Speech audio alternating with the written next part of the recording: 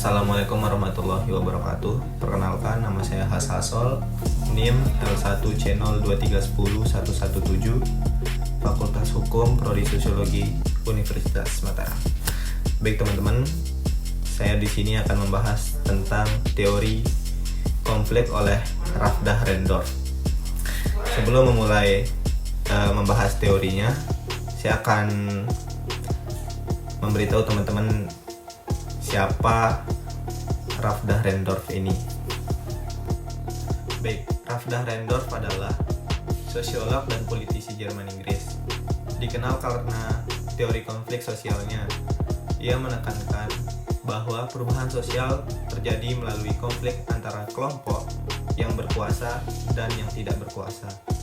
Ia menjabat sebagai anggota parlemen Jerman, komisioner Eropa, dan Direktur London School of Economics.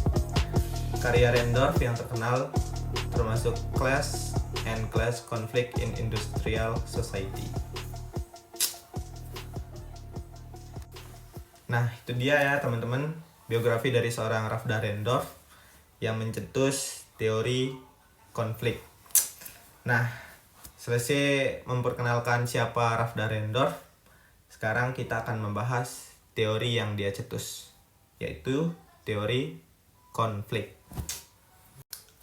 Teori konflik Rafdah Rendorf merupakan respon terhadap teori fungsionalisme struktural yang menekankan stabilitas dan harmoni dalam masyarakat.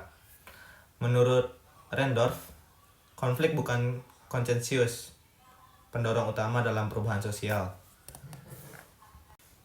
Poin utama dari teori konflik yang dicetus oleh Rafdah Rendorf ini adalah yang pertama itu ada kekuasaan dan otoritas. Rendorf itu menekankan bahwa setiap masyarakat memiliki strukturnya masing-masing. Struktur otoritas, di mana ada kelompok yang berkuasa itu dibilang dominan, dan yang tidak berkuasa itu atau yang masyarakat yang tunduk pada yang berkuasa itu dibilang subordinate. Ketegangan antara kelompok-kelompok inilah yang memunculkan konflik sosial. Nah, yang kedua itu ada konflik sebagai sumber perubahan. Berbeda dengan pandangan fungsionalis yang melihat masyarakat cenderung stabil, Rendorf berpendapat bahwa konflik antar kelompok, terutama yang didasarkan pada perbedaan kepentingan, adalah hal yang normal dan merupakan pendorong utama bagi perubahan sosial itu sendiri. Yang ketiga ada konflik kelas. Ia mengakui peran penting konflik kelas dalam masyarakat industri, tetapi tidak membatasinya pada ekonomi seperti Karl Marx.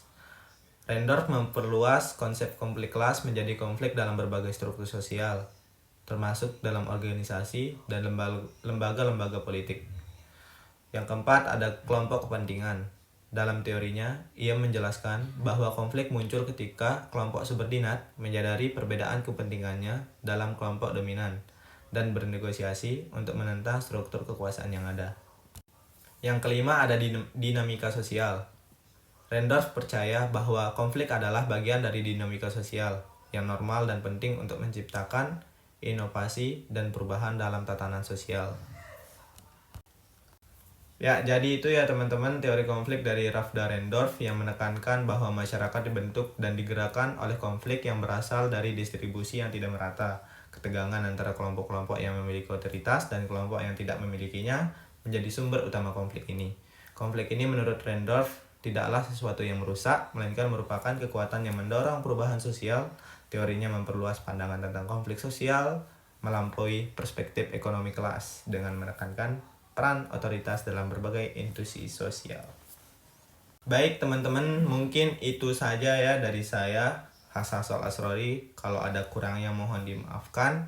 Kalau tidak dimengerti juga teman-teman boleh searching di Google atau di jurnal-jurnal itu tentang teori konflik yang dicetus oleh Rafdah Rendorf. Sekian dari saya Hasasol. Mohon pamit. Assalamualaikum warahmatullahi wabarakatuh.